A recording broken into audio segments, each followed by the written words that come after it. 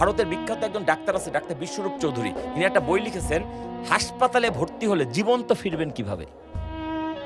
বইয়ের নাম হাসপাতালে ভর্তি হলে জীবন্ত ফিরবেন কিভাবে। He is right. আমি আপনি হাসপাতালে ভর্তি হয়ে যদি সুস্থ হয়ে বাড়ি ফিরতে পারি, তাহলে বিল আসবে ধরেন 1 লাখ টাকা। আর আমি আপনি যদি হাসপাতালে বিছানায় মারা যাই, বিল কমসে কম 1.5 লাখ টাকা। কারণ মৃত্যু পরবর্তীতে একে তো মরে গেছে আজকে রাতেই, ওটাকে 3 দিন ধরে ঝুলাবে, 3 দিন পর ডিক্লারেশন দেবে মরে গেছে, তারপরে অ্যাম্বুলেন্স ভাড়া, তারপরে উমুক ভাড়া তুমুক ভাড়া যোগ করে 1.5 লাখ টাকা বানাবে। এবার আপনি বলেন, হাসপাতালে আমার জীবন চাই না মরণ চাই? আমরা কিভাবে চিকিৎসার নামক ফাঁদে পড়ছে আপনি বুঝতে পারছেন?